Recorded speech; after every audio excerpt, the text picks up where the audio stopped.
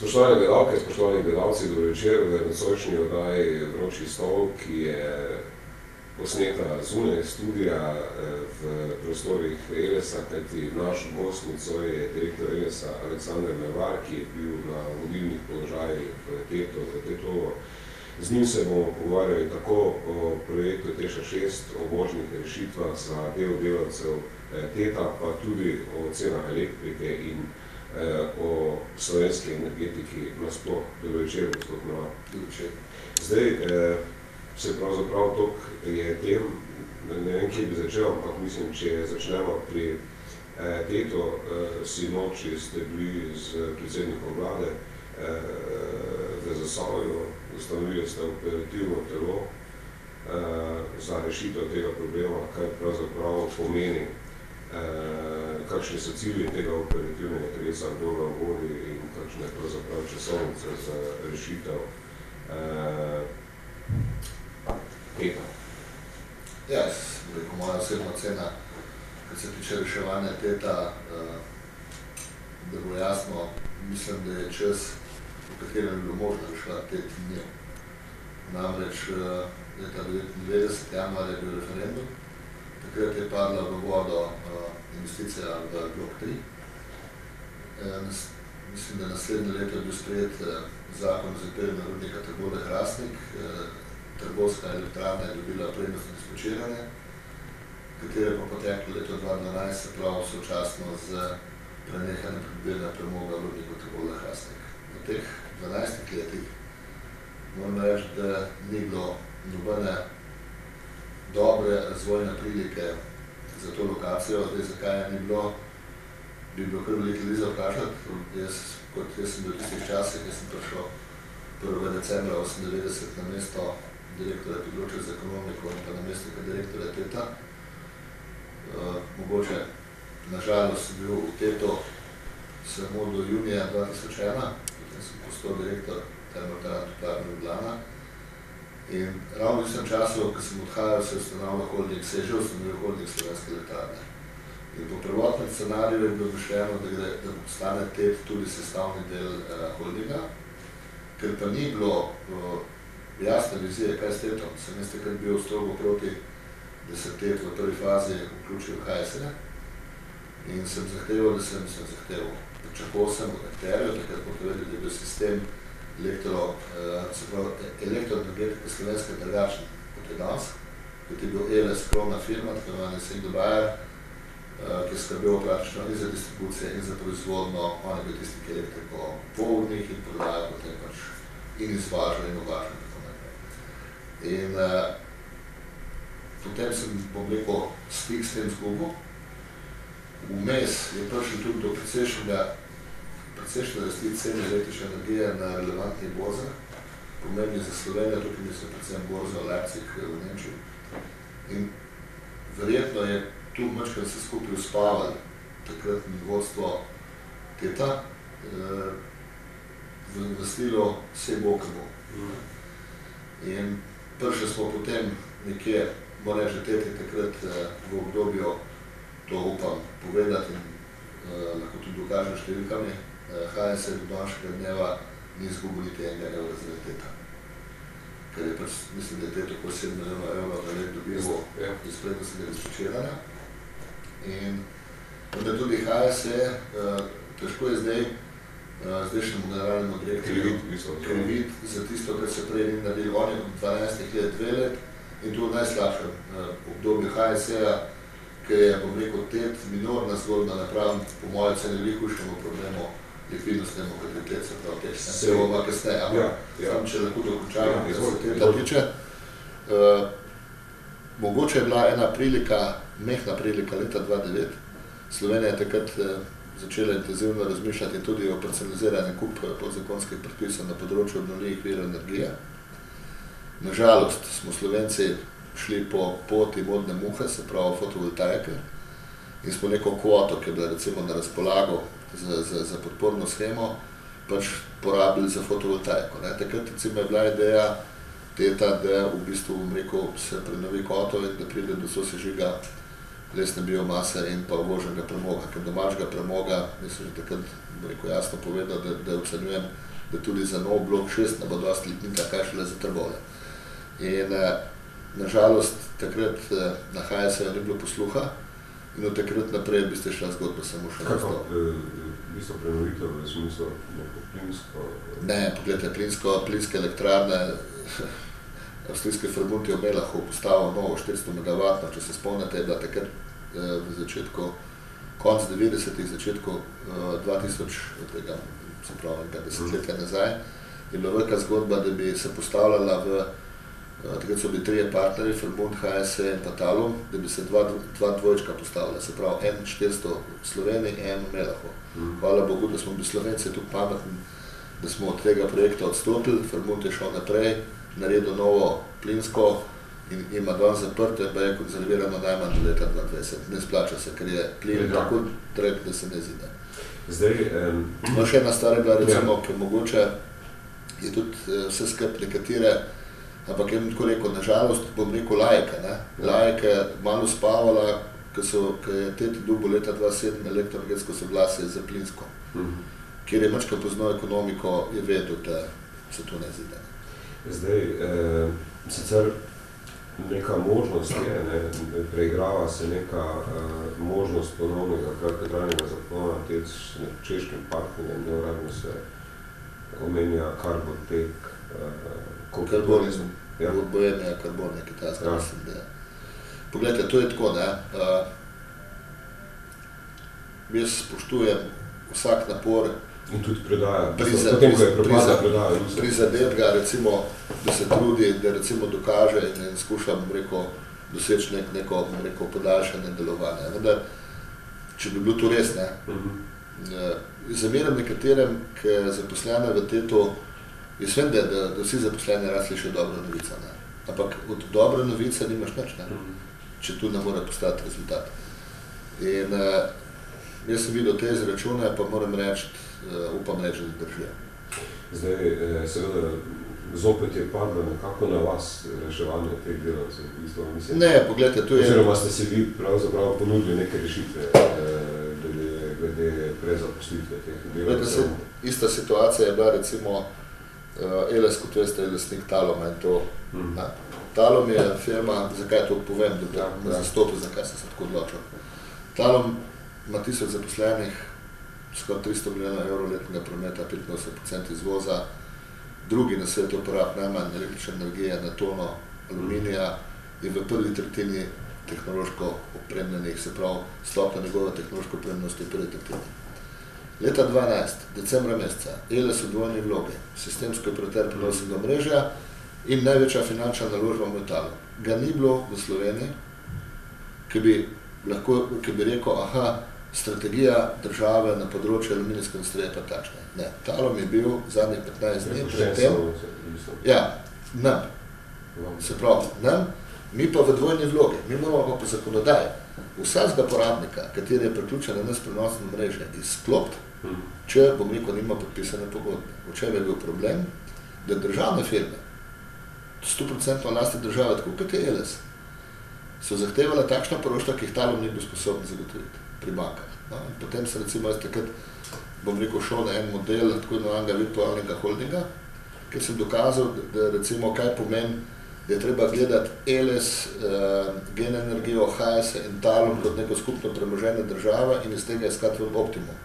No in takrat, hvala Bogu, moram reči, da se je takratna uprava AUKN-ja odločila in je izdala na podlagi, bom rekel, naših analiz, poročil, predlogov, je podala potem sklep ustanovitelja, da lahko mi izdamo, bom rekel, poroštvo.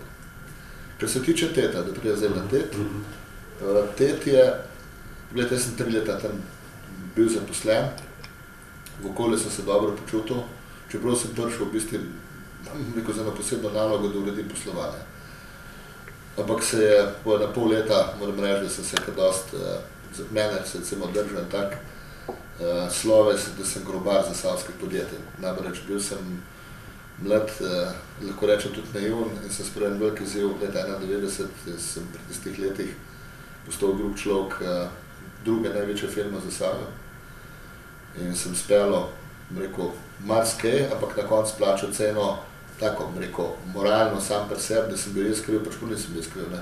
Jaz sem pač urejo denarne tokove, zato da so imeli ljudje plačo in da so dobavitelji vse nekaj plačanega dobili. Potem so bili na rudniki Zagorje zapirane, potem so prišel tetne. In so rekli, Donca, te prišel, pa hnem nas bo pa zaprl. Hvala Bogu, da ga nisem. In zaradi tega sem jaz bolj spremljal, kot mogoče kako drugo firmo. Poleg, da sem zelo odkrit bloka 6. Oziroma celega Teša, ki je pa za ELES sistemskega vidika najbolj pomembno. Ampak ne, jaz sem hočel samo povedati, da sem spremljal, jaz sem že letos pomlad pa nas naročil nekatere aktivnosti, zaradi katerih lahko danes tudi včeraj sestanku, ki je bil predsednik vlade, sem pač povedal, kaj ELES razmišlja, ampak povedal sem pa dve stvari. To, kar niso novinarji povzeli. Da mora biti kakršnakoli naša poteza, mora imeti ekonomsko podlago, in ne sme vplivati, da bi se zaradi tega povečale tarife za uporabo prenosnega omrežja. To se pravi, vi razmišljate o tem regijskem centru za vzdrževanje daljnovodov in stekališč, in je praktično elaborat narejen za okrog 50 ljudi. Elaborat še ni do konca narejen.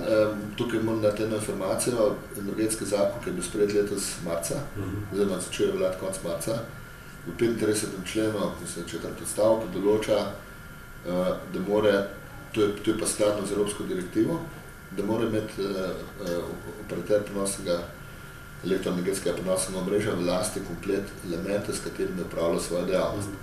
Zaradi tega bomo mi mogli v roku 3 let od uveljavitve zakona, se pravi do marca 2017, prevzeti, odkupiti, bom rekel direktno, od distribucijskih družb in pa proizvodnih družb slovenske elektroenergetike v sta omrežja. Če jaz primeram to, kar ima ELES danes in tisto, kar bomo mogli prevzeti, je tega približno 25% dodatno. Precej teh elementov je z področja Posavja, bom rekel, vzhodne Štajerske in tako naprej. In v bistvu, glede na, bom rekel, logistiko, bi dejansko v bistvu lahko naredimo mi prerazporeditev, ker imamo zdaj 4 območne centre, ta bi bil T5 in s tem, če bi njega, bom rekel, vzpostavili, potem bi tudi ostale 4 delno razbremenili in bi potem tukaj za ta del, se pravi v radiju 30-40 km, bi potem oni bili za to zadolženi. Zakaj? Poglejte, jaz vsem pravim, da imeti neko elektroenergetsko lokacijo in jo kar prepustiti, je v današnjih časih jo na nek racionalni način moraš obdržati. In meni se pač kažejo, bom rekel, številko v to smer, da bi se tu ELES lahko, bom rekel, v Trbovljah dovolil, da bi imel za to razlog. Trbovlje je pa bazen kadra, predvsem tu gre za kader 4.-5. stopnje izobrazbe, elektrostrojne smeri, in če pogledamo vso tradicijo, ki je bila v Zasavju, se da dobiti, kaj se še eno sta rekel, ja, ali za zaposlene v TET-u ali za Zasavčane. Dobro, jaz mislim, da zdaj druge neke rešitve, verjetno včeraj na tem sestanku ni bilo ponujeno. Ja, tako je tukaj en velik projekt, recimo zelo zanimiv, kateri moram reči, da se ne premakne, tako kot se marsikaj drug infrastrukturni projekt v Sloveniji ne premakne kamor. To je izgradnja verik, srednjesavskih verik hidroelektrarn. Slovenija ima in ta vlada, bom rekel, ima eno veliko nalogo pred seboj, v katero smer bo šla na področju obnovljivih virov in na kak način bomo Slovenci dosegli tistih 39,3% proizvedene električne energije iz obnovljivih virov v končni bruto porabi. In če spet pogledamo Trbovlje za svojo infrastrukturo, se pravi lokacijo TET, bi bilo pametno obstoječo lokacijo uporabiti za sedež te nove firme, katera je že ustanovljena in ima tam sedež. Sam tako, ker včeraj je na par razpravljalcev vključno z mano povedal, trenutno gre tu za fikus, oziroma bom rekel za potrebe registracije. Nobenih procesov, nobenih funkcij, nobenih nič ni v Zasavju.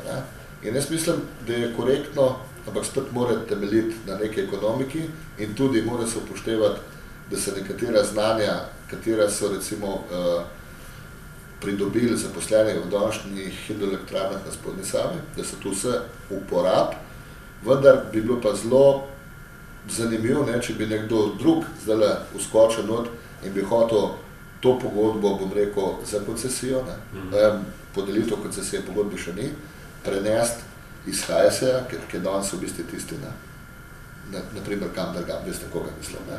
Na Gen-energijo.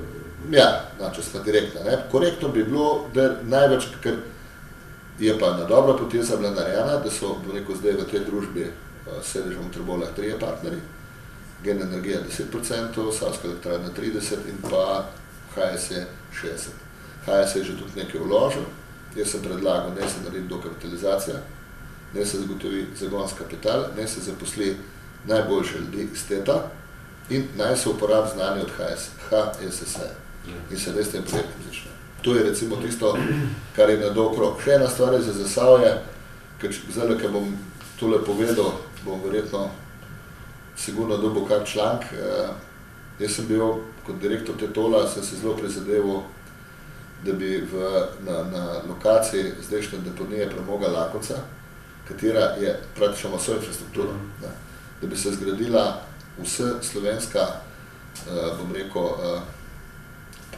termična predelava komunalno nenevarnih odpadkov, financirana z evropskimi kohezijskimi sredstvi z najbolj sodobno tehnologijo. Nažalost, ker tu pa je, morate vedeti, tu je pa 200 ljudi, najmanj, okoli renta in tako naprej. To je recimo odprta stvar, sam tako, kot mi je poznano okolje, da jih te investicije ne sprema. Bomo se vam mogli v Zasavju vprašati, ali pa se vprašati, kje bo sploh delovno mesto. Zdaj, sem mislil sicer z eno drugo temo začeti, pa vendar, ker finančni minister recimo danes v Bruslju razpravlja o naložbenem načrtu za Evropo, s katerim naj bi v prihodnjih 3 letih spodbudili za najmanj 315 milijard evrov zlasti zasebnih vlaganj in strateške projekte. Slovenija seveda se v tem kontekstu omenja predvsem drugega tira, ampak vendar je možno kaj denar preusmeriti energetiko, take projekte, ki smo predvsem. Jaz bom tako rekel, ta neka bojazen vstopa zasebnega kapitala, pa ne bo slovenska, pa tu je, to je meni včasih malo heca, skrivati se recimo za nekimi floskulami domač lastništvo. Recimo, ok, Mercator, tukaj ne bom rekel, ker je tukaj, bom rekel, prehrambene industrije vezane, potem pa energetike, kaj bi bilo v energetiki slabo? Slabo bi bilo, da bi mi tujca potegli, naprimer, ko se reče kuro, ki nese zlata jajca, to so Dravske elektrarne, ali pa recimo v nuklearko. Tukaj itak ne moramo zaradi meddržavnega sporazuma. Ostali nam bi pa recimo TEŠ, TET in tako naprej. Vendar za nove projektne firme, ko govorimo o Srednji Savi, pogledajte, da bi rekel, Gen-energija zaradi svoje bonitete, tako kot ima danes, bi verjetno zagotovila lastne vire in, bom rekel, ustrezne, bom rekel, tuje vire od EIB, EBRD-ja ali pa, bom rekel, od nekih drugih investicijskih bank in bi lahko Srednjo Savo recimo naredila. Ampak zdaj vprašanje, ali ne bi bilo pametno, da na srednjesavskih elektrarnah v bistvu potegnemo tudi privat kapital.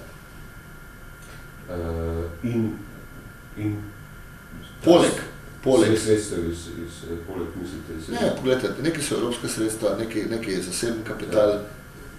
Ne sme se tako narediti, ker se je pri bloku 6, ker so imeli že vse pogodbe podpisane, finančna konstrukcija pa zaprta niso. Dobro, jaz bi predlagal, da bi na tej točki pogledamo oglase, pa nadaljujemo takoj po oglas. Ponovno pozdravljeni oddaje Vročih stolov. Naš gost je predsednik EVES-a, direktor EVES-a, gospod Aleksandr Mervar.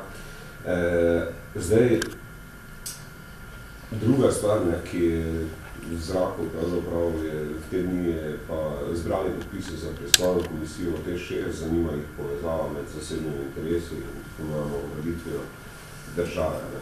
Zdaj, zanimivo je, mislim, ko sem pač malo prebiral te članke, da ste vi že praktično že 2009 pravzaprav upozorili na vse zadeve, ki so danes aktualne in na predvsem pomankanje lignita, na ceno lignita, pomankanje lignita in na vse druge zadeve, ki so pravzaprav, o katerih mediji poročajo vsa ta leta. Ja, tako rekel, če zdaj pomislim za nazaj, imam dober pa slab občutek. Ja. Dober občutek imam to, da se takrat nisem zmotil, kot sem rekel. Slab občutek imam pa zaradi tega, ker vem, oziroma si znam predstavljati, kaj bo to pomenilo v prihodnje za, bom rekel, slovensko elektrogospodarstvo, predvsem za HSE, za proizvodnje. Vendar, karkoli govorimo o bloku 6, ne? Jaz sem zmeri tak, da rad povem, mislim, da operira z argumente. Razlika, če pogledamo takrat, ko se delam mes prodaja. Tako bom rekel. Slovenija, takrat, ko se odločil v bloku 6, tudi če ga upoštevamo po 1 milijardo 400 in tudi če upoštevamo lignit po 3 evre na gigajoule, jo danes ni tehnologije, bom rekel, na drug energent, se pravi na plin ali pa recimo nuklearna, da upoštevamo še razgradnjo, pa skladiščenje, pa tako naprej, ker bi bil cenejši tole.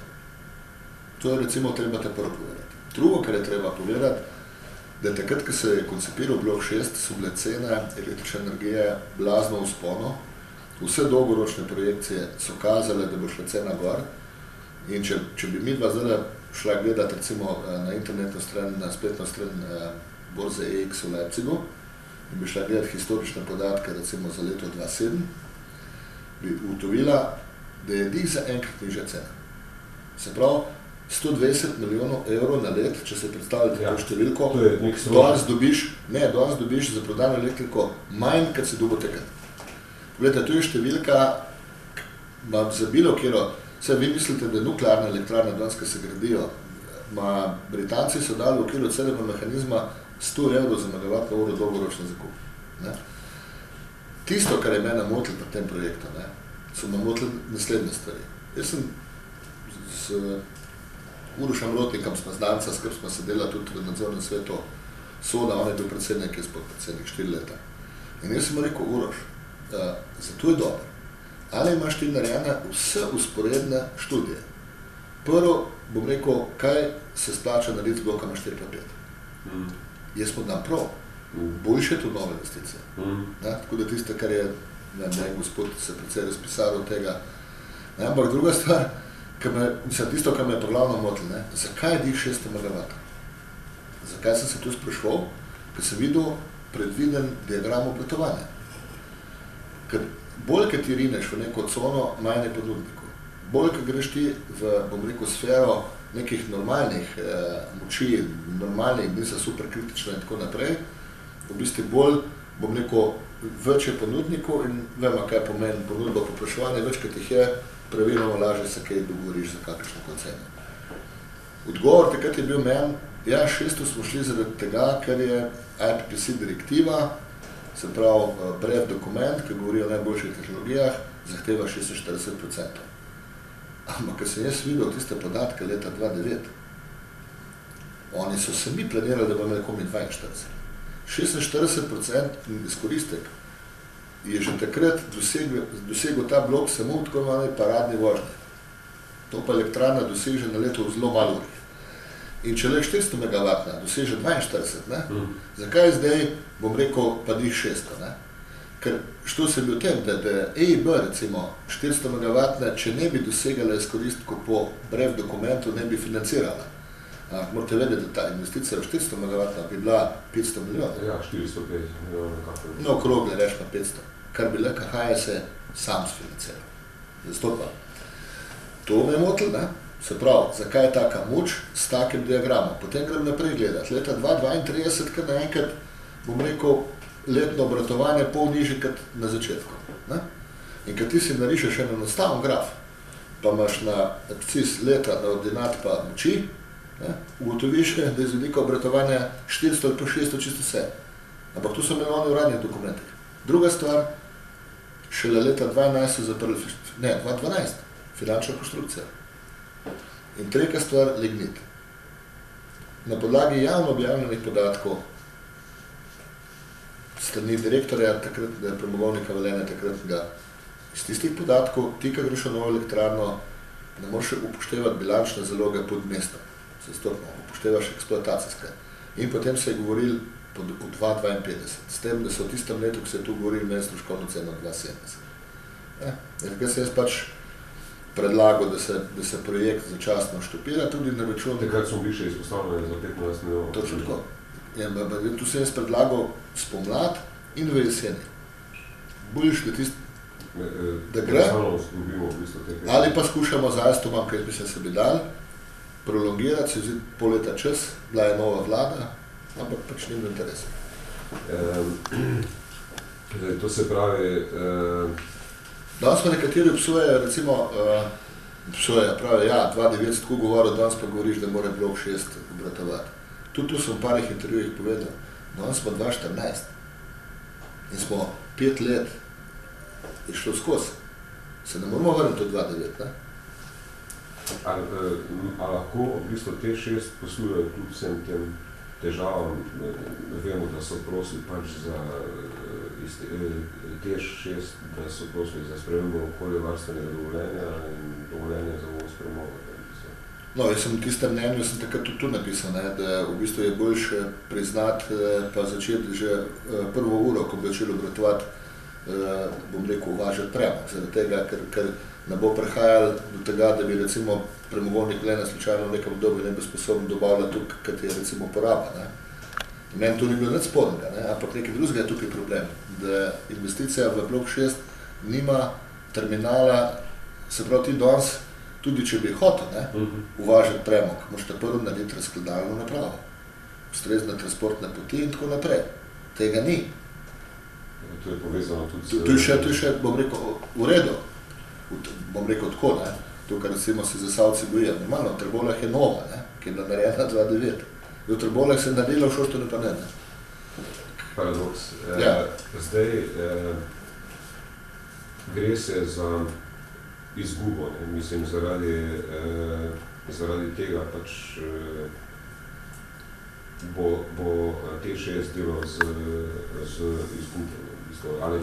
Ali je to razlog tudi cene električne energije, mislim, kaj je razlog? Ne, generalno moramo tako vedeti. Vse klasične elektrarne, katere niso starejše od 10 let, v Evropi delajo izgubo. Poglejte, recimo si samo članke 6 milijard, mislim, da je bil 6 milijard, imel RV izgub zaradi odpisov. Letos EON je objavil, mislim, da je prejšnji teden, da gre v nov poslovni model in se bo razbol na 2 dela.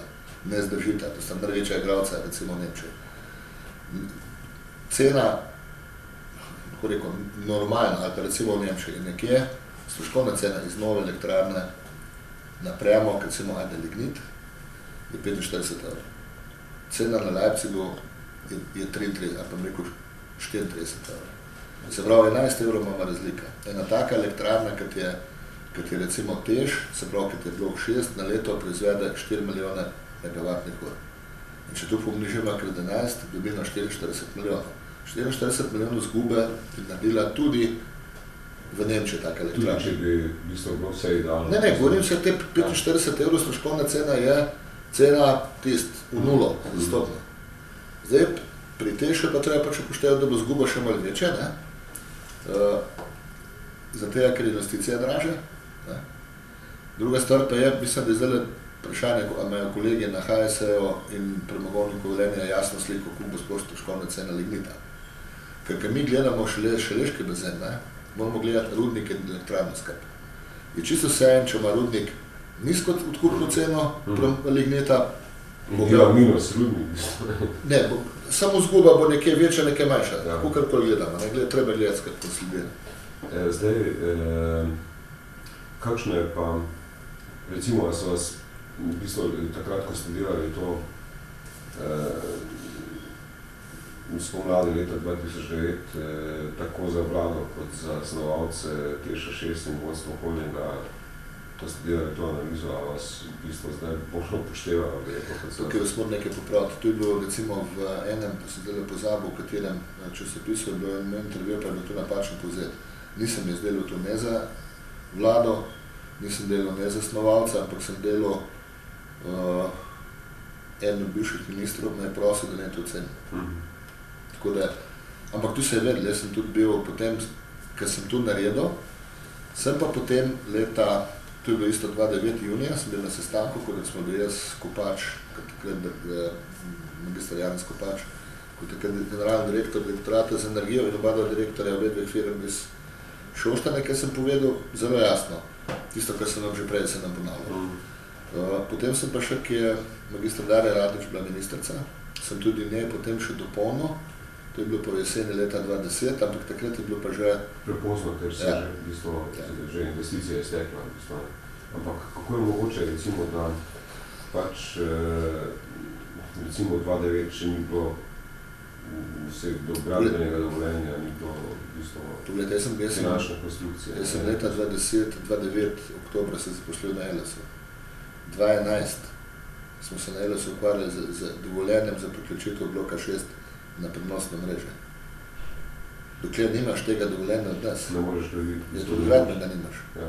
Mi smo vse kupili prej, da smo vse gradbenega, pa se to so znane stvari. Ne vem, jaz tako rekel, res je pa nekaj v tej Sloveniji. Ne, tako,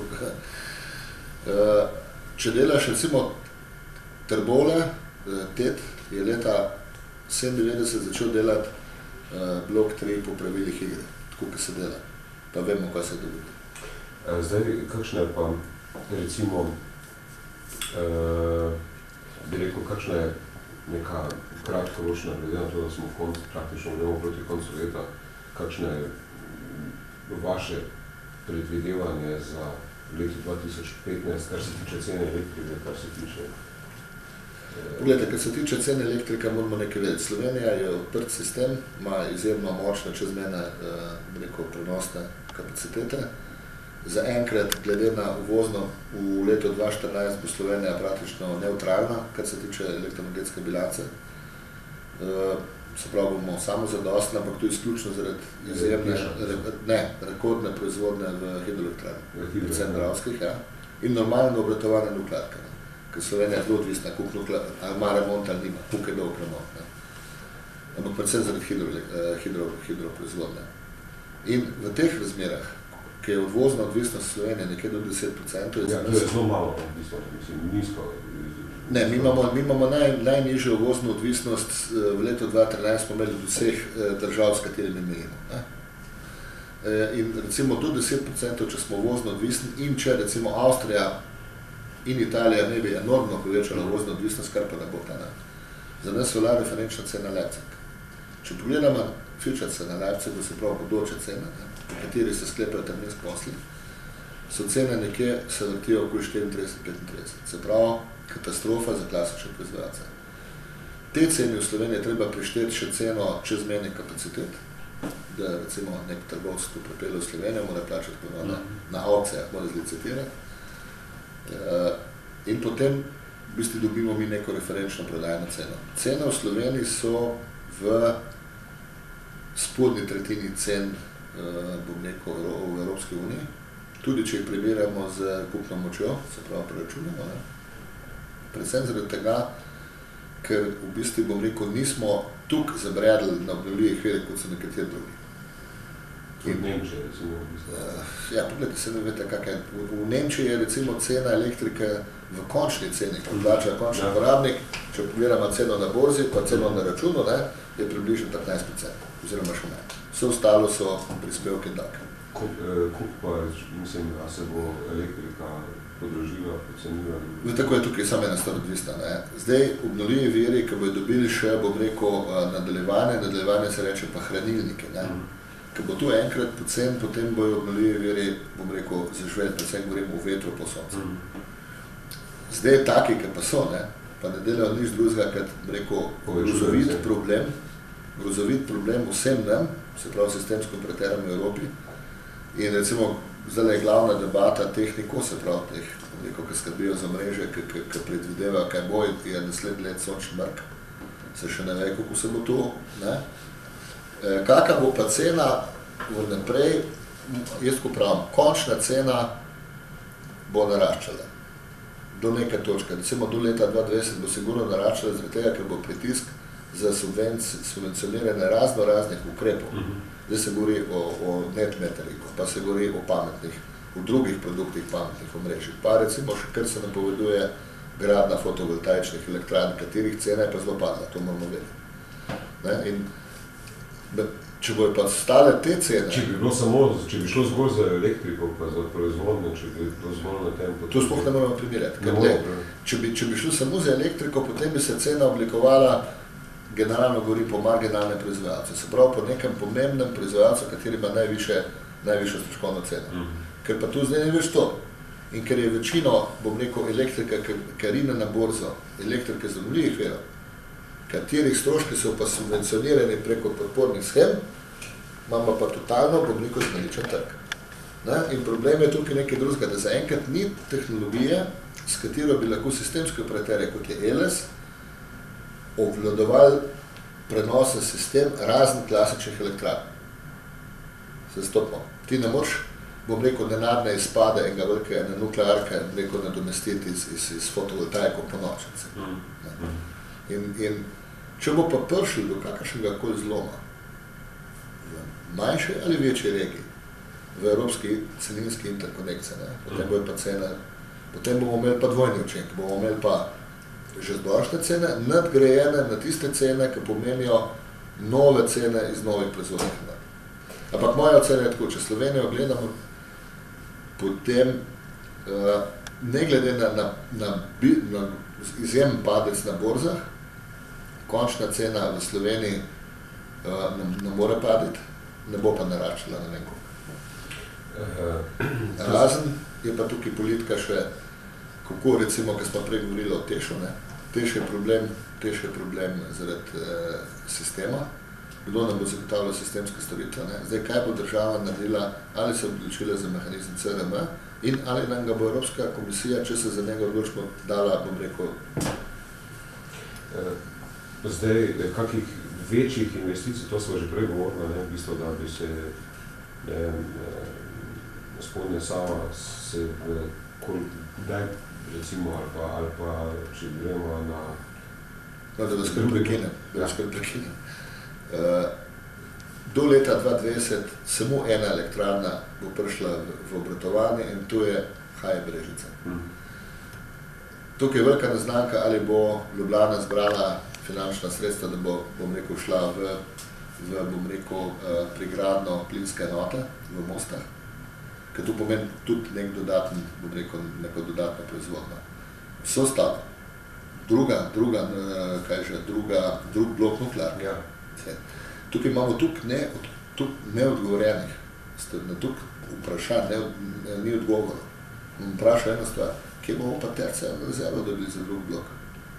O tem se noben ne sprašuje. Poglejte, tu je drug blok nuklearke definitivno, mislim, da je ena redkih alternativ Slovenije po letu 2030. Ja, če recimo pri tem obratovanju, da recimo obratuje blok 6, vse, kar imamo, da obratuje, da blok 5 v Šoštenu obratuje več, oziroma obratuje zelo omejeno, do Trbovlj tudi ni več, potem bomo mi nekje na 10% uvozne odvisnosti. In tu pomeni, da bi bila cena elektrika nekje, bo rekel, tako, kot sem rekel, sicer bo porastel, vendar nič posebnega, manj kot v drugih državah. Če pa blok 6 ne bi obratoval, se pa nam uvozna odvisnost poveča na 50%, potem pridemo pa italijanske cene. Potem se pa zgodba poveča, bom rekel, se nam pa cene pa blazno poveča. Tudi za porabnike. Seveda, zaradi tega, ker pogledajte, na borzi GME v Rimu je cena istega produkta, kot je na Leipzigu, je za 20 € dražji. Teh 20 €, tu je pa v procentih, bom rekel, tam 15% na obstoječe končne cene. In zdaj, ker ti razmišljaš o elektroenergetski strategiji, predvsem v proizvodnji, moraš te dve stvari dati na varno. S tem, da se mora zavedati še dolgoročnega položaja Slovenije. Se pravi, prvi odgovor, ki ga mora dati nova elektroenergetska strategija, je, do kje je lahko Slovenija uvozno odvisna. Ker imaš to določen, se greš potem lahko, bom rekel, parcialne, bom rekel, strategije. In vi ste zagovornik tega, da ni bistvo visoka uvozno. Poglejte, jaz pravim, da je nekje maksimalno do 15%. Zaradi tega potem smo še kar nekje v območju že omenjene borze Leipzig in pa budimpeške borze Hupex. In to so nekje te cene. Ne smemo, kakor bomo šli čez to, pridemo potem v cono, kjer je pa bistveno dražje. Ja, je pa italijanska cena. Ne? Zdaj, tukaj je tudi vprašanje spodbujanja recimo domače industrije, ne? Oziroma domačih gospodarskih družb, ki se ukvarjajo s to primarno dejavnostjo, pa sekundarno. Ukrepe na področju učinkovite rabe energije. To imamo čisto zdaj sivo cono. Dobro, jaz mislim, da lahko naredimo kratek premor, pogledamo glaso, pa dobivamo pol glasih, mogoče še z eno temo, ki sicer ni čisto povezana z elektriko, ampak južni tok. Zdaj, zanimivo je, da so se ravno sinoči ali predsnočešnim malo znižale cene predvsem na nafte in pa benzina. Kaj pa, a se bo to padanje cen nafte na svetovnem trgu poznalo tudi v denarnicah ljudi, glede na to, da pač poznate ne samo ta del energetika, ampak tudi druge. Ja, to je tudi tako, rekel, to je pač Slovenija tukaj na področju naftnih derivatov ima, bom rekel, zamejene cene najviše, ne. Vlada tukaj pač, glede na fiskalne potrebe, ki jih ima, ta dvig in padec, rekel, svetovnih cen nafte pač korigira s trošarino, kar po svoje je, bom rekel, državno, znano gospodarska vidika dobro. Sem pa bil presenečen, ker sem en teden nazaj bil v tujini in sem tankal dizel. Sem zgubil občutek. Včasih je bil v Sloveniji tu poceni. Zdaj pa ugotavljam, da je vse podnes. Da je vse posod cenejše. Ja, ne, tudi, ampak to je recimo težko tukaj, bom rekel, iz področja nafte, naftnih derivatov, kak strokovnjak nisem tam na zemeljskem plinu, pa recimo kar nekaj stvari, ne nazadnje sem bil le. No, sej, to sem hotel, glede na to, da se danes, mislim, da danes se odloča kar 8 držav Evropske unije se stavilo na temo Južnega toka in to je pravzaprav prva resna politična preizkušnja za novo komisijo. Ja, pogledajte, Južni tok, tako bom rekel, ne, Slovenija ima, bom rekel, iz dveh področij dobiva plin. Alžirskega preko Italije, vstopna točka je, kaj že, pri Gorici Vrtojba, mislim, da je Vrtojba. Druga točka je ruski plin, preko Baumgartna, preko plinovoda Tak, potem pa pri Gracu je plinovod Sol na Ceršak. Potem imamo en, bom rekel, tranzitno pot Ceršak-Rogatec, to je za tranzite proti Hrvaške, potem imamo to žilo glavno, ki gre čez Slovenijo. To je bilo narejen v začetka 80-ih let. In ko sem bil predsednik nadzornega sveta Geoplina in predsednik nadzornega sveta Geoplina plinovodi, smo takrat tudi pristopili k novi 10-letnemu razvojnemu načrtu plinovodu. Potem se je v tem času, ker sem bil dvakrat predsednik nadzornega sveta zdajšnjih plinovodov, v času so se imenovali Geoplin plinovodi, v mestnem času se je pojavil projekt Južni tok. In ko sem konec leta 2019 stopil funkcijo ponovno predsednika nadzornega, je bila dilema, ali iti v, bom rekel, naprej v investicijo, ali počakati, kaj bo s projektom Južni tok. In tukaj je bila potem tudi ena dilema. Druga dilema je bila, da je bil obstoječi plinovod že svojih 30 let star, ne, in je tudi zahteval določene, rekel, večje posege. In naslednja stvar je bila, da je takrat uspel plinovodom pridobiti 30 milijonov evrov nepovratnih sredstev iz prve finančne perspektive. Jaz sem februarja 2010, na podlagi vseh podatkov, ki sem imel, sem takrat kot predsednik nadzornega sveta začasno ustavil gradnjo tega, kar bo zdajle plinovod zaključen. In ker se nisem bil čez ziher, ali bojo, če pride do projekta Južni tok, ali bo Gazprom, bom rekel, kupil idejo, ki je sicer iz narodno-gospodarskega vidika slovenskega, tudi z ekonomskega vidika bila najboljša, sam Slovenija napravi Gazprom, ne vemo, kako težava, ne. Plus tega mi je bilo malo, sem bil skeptik do kraka, ki bi šel, bo rekel, po zgornji Savski dolin, oziroma, če sem prav preko Krajinske, vemo, Zelencev, kaj naprej proti Italiji, ne. ki poznam recimo probleme pri ELS-u, ki po močveri postavljamo ta problem, kaj pa šele ta gor, ki je, bom rekel, natura pa ne. In potem smo se en mesec, moram reči, me takrat pri tej poteze me podpiral tudi takrat minister Lahonik. Da smo potem na koncu na podlagi argumentov, ki jih je dal takratni zdajšnji predsednik uprave pri Novodu, smo povedali, ok, smo rekli v redu, potem pa se nekaj s tem projektom naprej. Danes se pa bojim, če tega projekta ne bo, ne, da bo tudi plina bolj malo v Sloveniji, ne. Oziroma ga bo tukaj, kaj je problem? Današnje cene plina, Slovenija je na koncu neke poti, ali pa bom rekel, sigurno ni na začetku.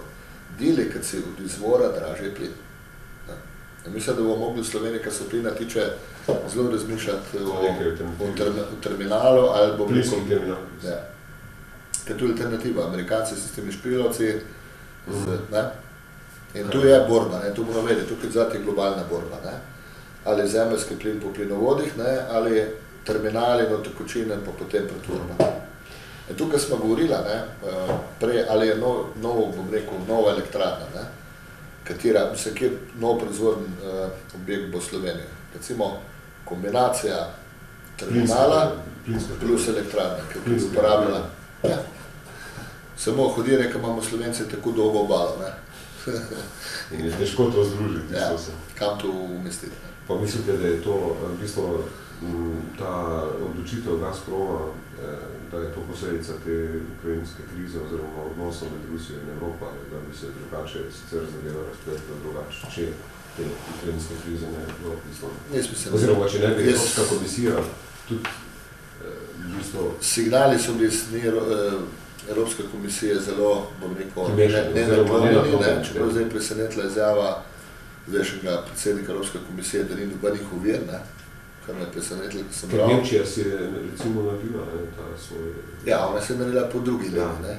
Tako da to je, pogledajte, če si veliki igralci, veliki igralci. Vse Nemčija je tudi naredila za svoje, prej, ko sem govoril o Talomu, ona je, bom rekel, uprostila svoje velike porabnike vključevanja, bom rekel, in omrežnine za prenosno mreže, govorim o elektrike, ne? In, bom rekel, konkurent Taloma v Nemčiji plača 10-krat manj prispevkov za obnovljive vire kot recimo Talom, ne, pa kljub temu, da nek drug porabnik, nekaj pa ni, rekel, energetsko intenziven, plača pa recimo 3-krat več kot Talom, sam na dosti nižjo osnovo, ne. Okay. In ta prvi tudi naredila, potem je bila sprejeta pa usmeritev Evropske komisije, se stopno. Tako je pa nekaj res, ne, tudi če bi Južni tok bil, ne. Južni tok je bila, bom rekel, investicijska prilika za Slovenijo, del za marsikoga pri gradnji, čeprav na usporednih delih, ker Slovenci nimamo nekoga, ki bi znal polagati plinovod. In pobirali bi prihodke od tranzitov. Da bi se pa zaradi Južnega toka v Sloveniji povečala poraba plina, pa dvom. In tudi zelo dvomim, da bi se pojavila kakšna, rekel, nova termoelektrarna na zemeljski plin, razen, če bi bil Gazprom, bom rekel, soinvestitor. Ampak to se pravi, ta nova plinska elektrarna je možna samo, če bo potem, če vas prav razumem, samo če bo plinski LNG. Tudi ta se zaenkrat ne izide. Ampak jaz pravim, da, pogledajte, da mora tak stanje biti, ker mi ne bomo, nekateri govorijo o brezoglični družbi ali pa nizkooglični družbi. Mene tukaj samo ena stvar jezi, ne. Ko o tem govorijo, ne povejo dve stvari, ne. Kdo bo to plačal, ne, oziroma ena stvari ne povejo, kup bo to drago, ne, in kdo bo to plačal. Potem se pa vsi čudimo, zakaj je tak visok račun.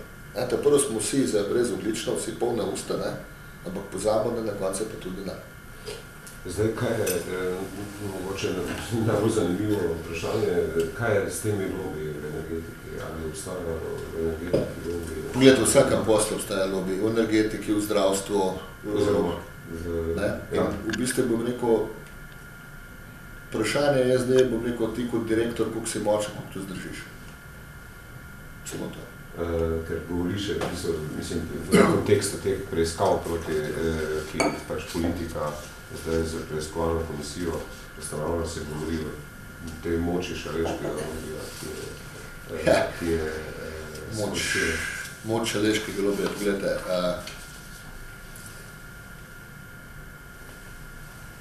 vse se je vedel, pa šel se skozi.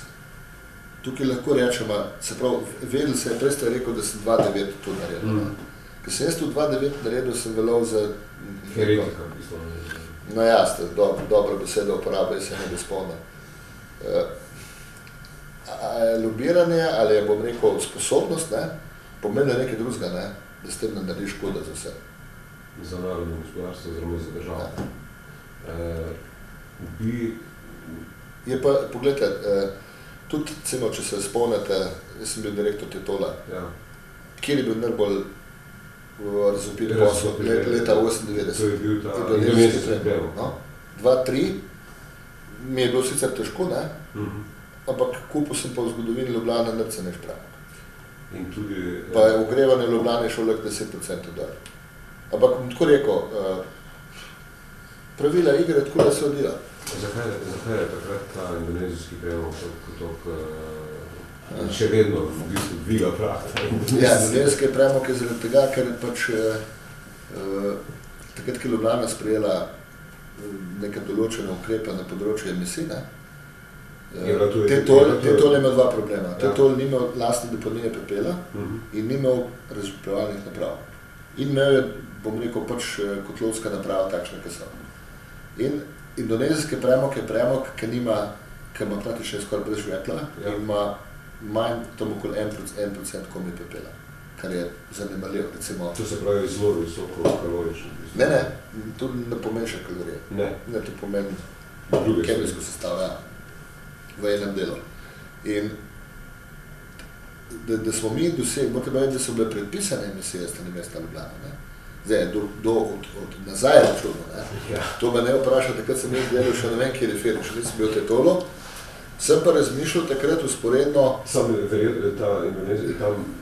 ta premog praktično ni samo v Ljubljani, ampak je to eden najbolj kakovostnih premogov. Nekaj moram vedeti. Indonezija je tak, bom rekel, rezervar premoga, ne, da se nema, ampak tam so glavni kupci Kitajci. In tu so sam long-term agreementi, se pravi na dolg rok. Ta premog, ki ga pa Tetol rab, tu je, ostali premogi v Indoneziji imajo isto veliko žvepla pa veliko pepela, ne? Ampak to je specifičen bistvo. Seveda, se ne bi tak premog ne bi tež, bom rekel, uporabljal, ne? Bi cenejši, seveda, nekaj kalorična vrednost. Drugo je pa, bom rekel, kemijska sestava. Blok 6 ima razžvepljevalno napravo in mu ni problem. Ima lastno deponijo in mu ni problem. To se pravi, ni pomembno. On bi lahko dolgo cenejš premog. Ne moreš vleči paralele, ker Tetol pa nima tistih stroškov, ki jih ima tež, ne? Se pravi, nima odžvepljevalne, ne? Je samo vprašanje za kupš ta premog. Kje pa vidite rešitev, recimo, kje mislite, da bo T6 kupoval ta premog? Karkoli bi rekel, bi se delo da zdaj Gorenje uvaža ta premog, če se pravi, za Tetol. Jaz mislim, da pri vsej razvpiti zgodbi bo mogel biti to javni tender. Zdaj vprašanje, ne vem, kakšna je pogodba z Alstomom, ker vsak kotel se dela na specifičen premog. In ne more tudi tež kupati kjerkoli premog. Zdaj vprašanje, kaj govorijo pogodbena klauzula, pri kateri strukturi in kvaliteti premoga Alstom zagotavlja nekatere obratovalne parametre. Tako da bi tu ne bi upodgovoriti. Vem pa, da imam pa podatek, da več kot 10% baje se ne da mešati drugega, ne, ker ta kot je narejen za lignit. Hudič, bom rekel, je pri tem, da, če pogledamo recimo Evropo pa svet, praviloma se lignit ne koplja jamsko. Ja, v bistvu je... So dnevni kopi, ne? In elektrarne na lignit se delajo na lignitu. Bog na stran stoji, da bi ti mogel lignit uvažati, ne?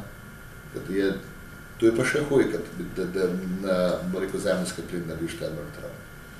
Tako da tu jaz upam, ne, ker upam, da bo stroškovna cena v premogovniku Velenje vzdržna, 2,25 sigurno ne bo, samo da ne bo čez 3, in da bo lignita dovolj.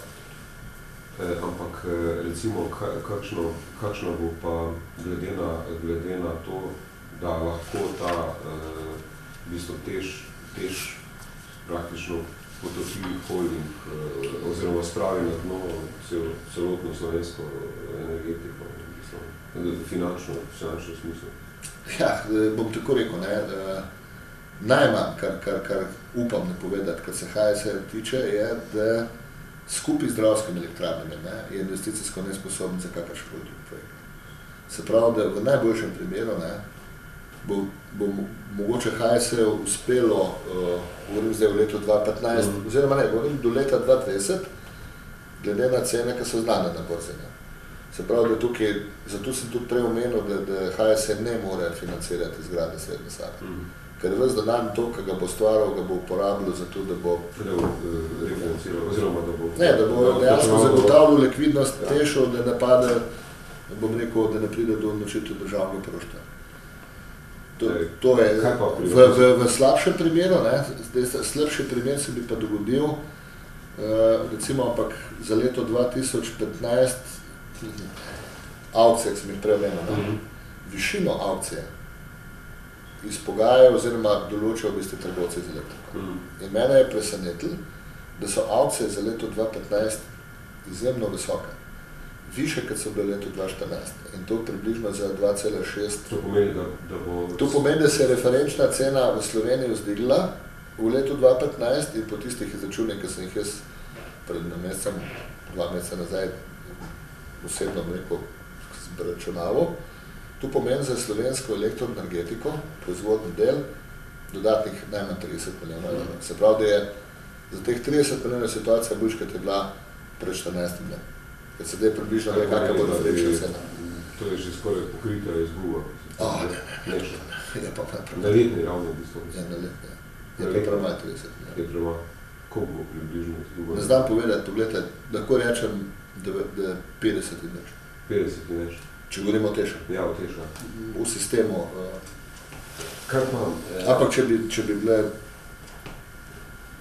bile pa recimo cene v Sloveniji takšne so v Italiji, potem pa ne bi bilo zgubaj. Bi delal pa Teš na meji. Za premogovnik. Na meji. Zdaj, rekli ste, da praktično HSE nima denarja, zdaj, kdo ima v Sloveniji še sploh denarja? V energetiki? Ja. Dobro, vi si verjetno ne, mi ne smemo. Ne smete. Ne, pogledajte, sigurno je, kar se tiče, moramo tudi nekaj vedeti, da HSE ima podkodnovano umazano proizvodno elektrike in biser, se mu reče Dravska. Medtem, kaj je cela skupina Gen energije, pa nima praktično nobenega problema, ni investirala, več pomembnega, in ima brezoglično proizvodno, nuklearko pa hidro.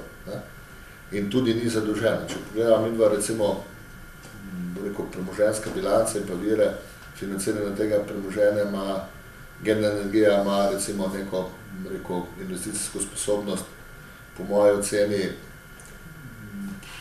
približno 600-700 milijonov. Ampak jo pa HSE nima več.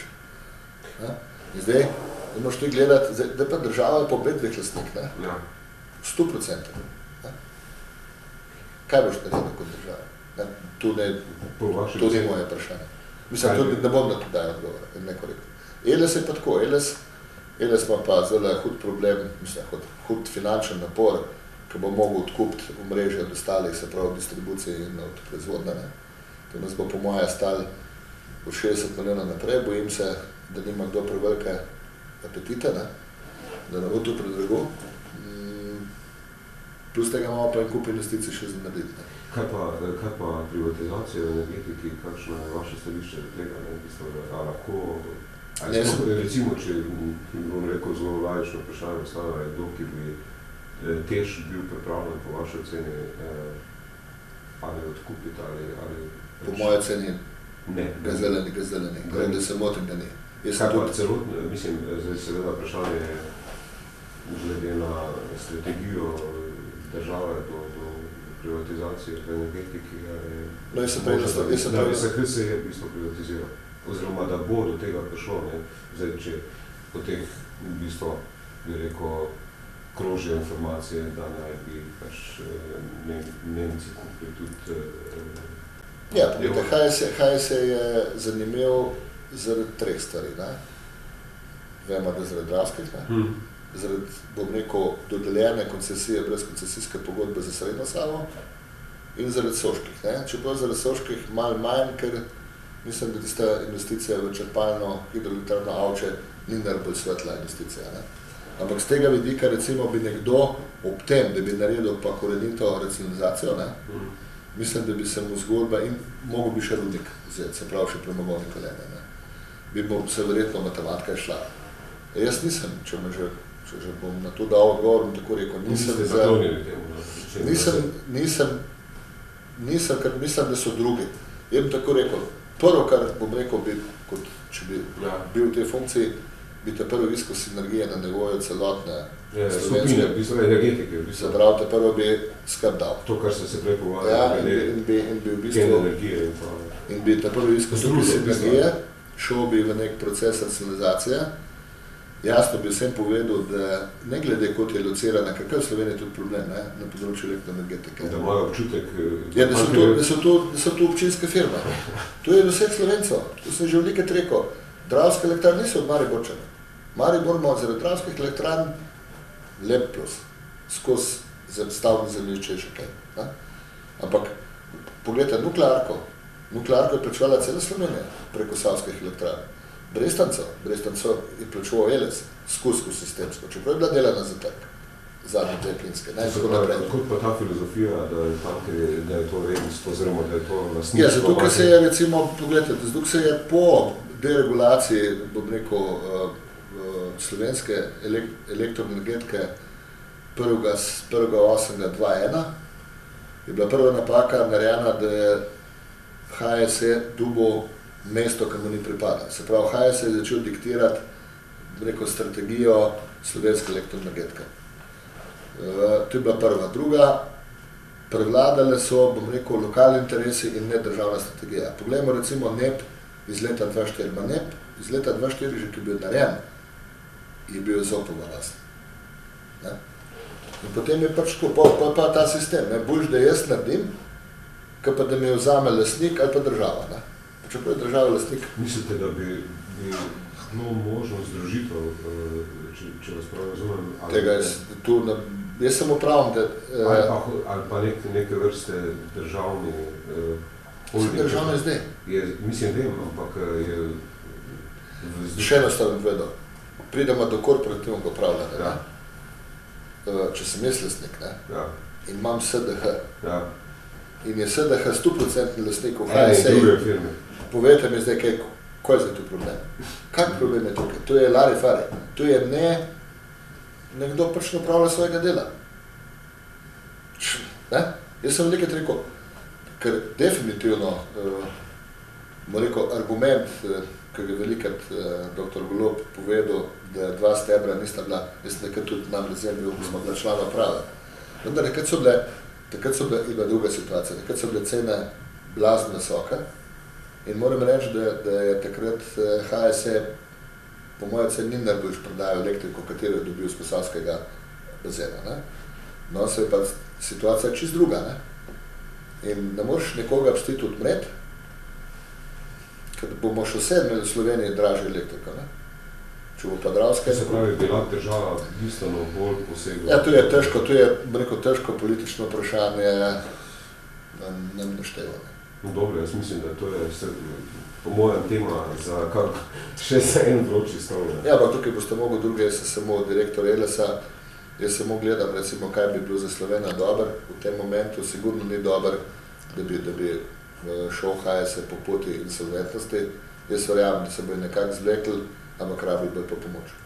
Dobro, jaz se vam zahvaljujem za te, mislim, da izčrpne odgovore, mislim, da smo dala neko sliko slovenske energetike pred novim letom in seveda vam želim vse dobro pri vodenju Elesa in tudi sicer hvala lepa za nocojšnji pogovor. Vam spoštovani gledalke in gledalci, pa hvala za pozornost in naklonček.